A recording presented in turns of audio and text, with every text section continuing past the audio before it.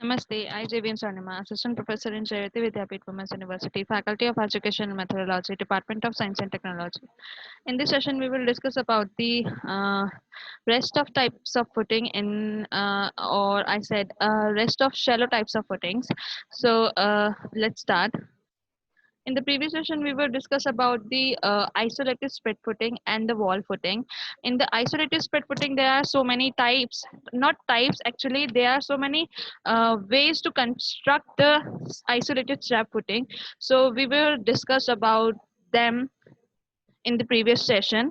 In this session, we will discuss about the combined footings and the strap footing and the raft and mat foundation, raft or mat foundation. So let's start. The combined footing supports two or more columns. These can be rectangular or trapezoidal. See, as I said, यहाँ पर क्या है, दो column है, यहाँ पर दो से ज्यादा कॉलम्स भी हो सकते हैं।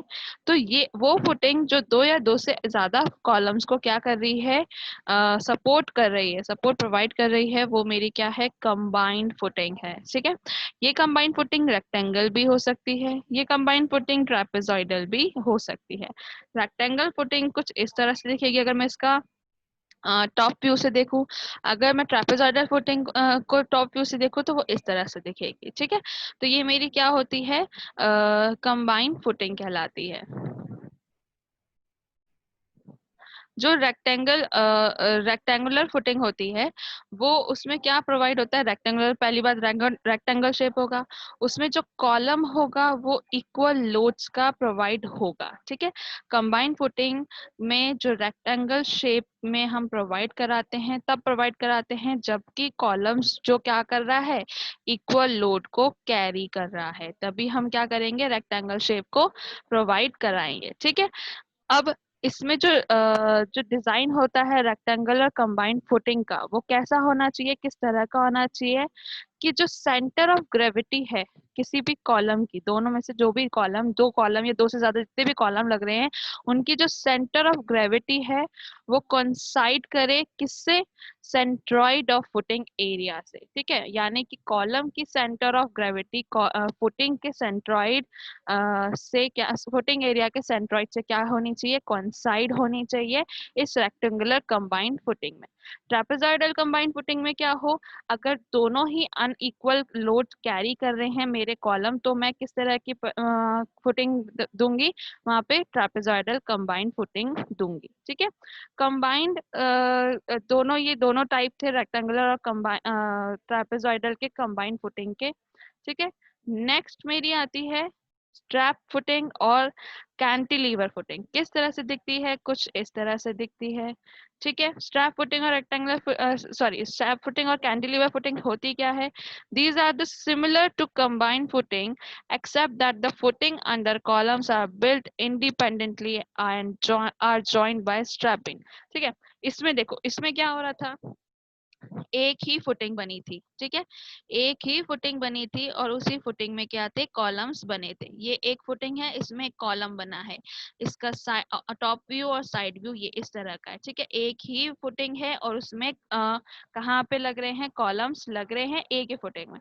स्ट्रैप फुटिंग में या फिर कैंटिलीवर फुटिंग में क्या होता है कि जो कॉलम्स होते हैं, वो कॉलम्स क्या हैं, इंडिपेंडेंटली बने हुए हैं, जहां पर भी बनने हैं उनको उस तरह पे, लेकिन दोनों कॉलम की जो फुटिंग है वो कहाँ पे, किसकी मदद से जुड़ी होगी, किसी एक स्ट्रैप बीम की मदद से जुड़ी होगी, तो वो मेरा क्या कहलाएगा, स्ट्रैप फुटिंग या फिर कैंटिलीवर फुटिंग।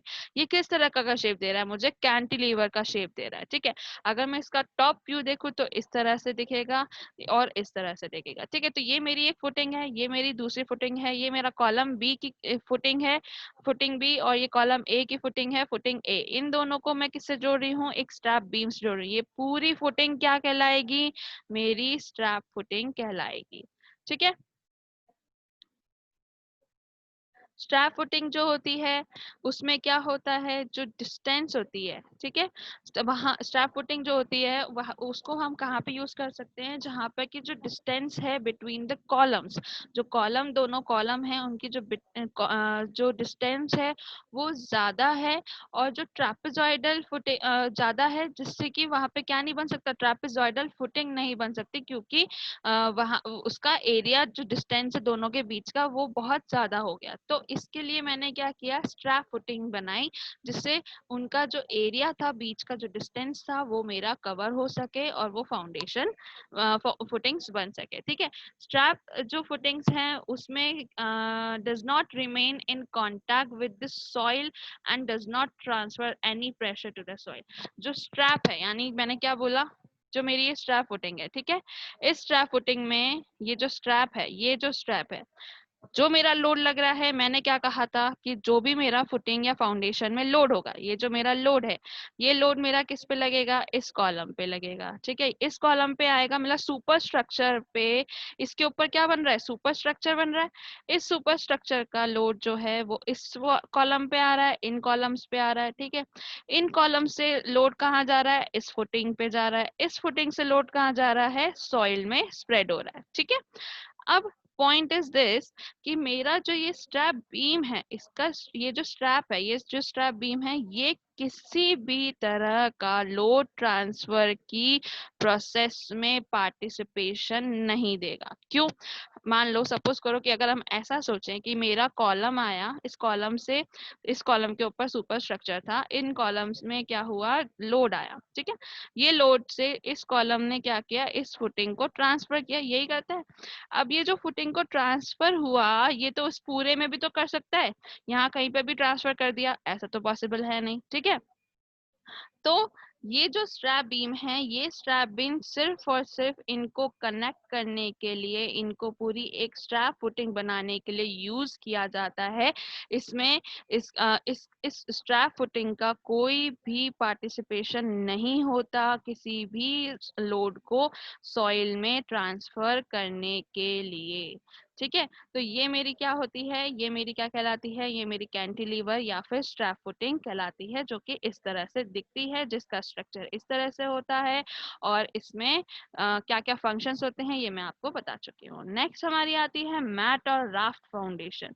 मैट और राफ्ट फाउंडेशन क्या होती है, this is the large continuous footing supporting all columns of structure, this is used when the soil condition are poor but piles are not used. ठीक है, अब मेरे पास क्या है, एक बहुत जो मेरी नीचे सॉइल थी, फाउंडेशन सॉइल जो थी मेरी, वो क्या है, वीक है। ठीक है, तो मुझे उस कंडीशन में सभी कॉलम्स को अगर किसी एक फुटिंग में लगाना है, तो मैं उसे क्या सपोर्ट देना है, तो मैं उसे क्या कहूंगी, राफ्ट या फिर मैट फाउंडेशन। मैट फाउंडेशन से हम इसको समझते हैं, एक as a mat, as a mat मेरा क्या हुई, एक फाउंडेशन बिछ गई, जिसके ऊपर क्या बन गए, जिसके ऊपर मेरे कॉलम्स बन गए, तो वो क्या हो गई, मेरी राफ्ट और मैट फाउंडेशन बन गई। ठीक है,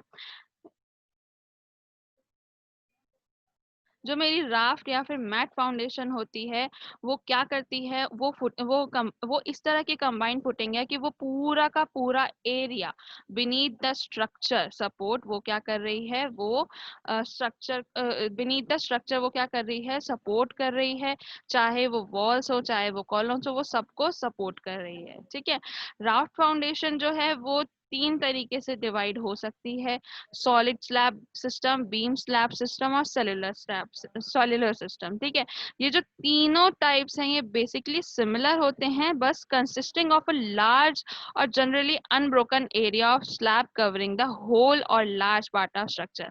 जनरली वैसे तो तीनों सेम बेसिकली सेम होते हैं, लेकिन क्या कंसिस्ट करते हैं, लार्ज एरिया, वो एरिया जो कि अनब्रोकन है, वो एरिया जो कि स्लैब कवर कर रही है वो कैसा है, अनब्रोकन है, और लार्ज पार्ट है स्ट्रक्चर का।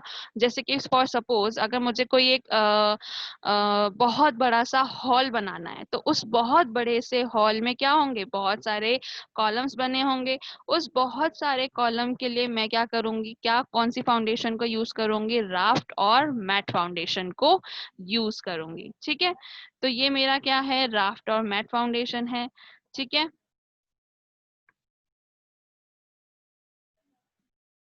जो कि कुछ इस तरह से दिखती है। ठीक है, नेक्स्ट हमारा आएगा डी फाउंडेशन। डी फाउंडेशन क्या होता है, किस तरीके का होता है, कैसे उसके टाइप्स होते हैं, वो हम नेक्स्ट सेशन में पढ़ेंगे। I hope you don't have any query in this session, but if you have then please mention in a comment box, I will resolve it. This session is powered by digital version 2.0 Jayoti Vidyapeeth women's university. Thank you.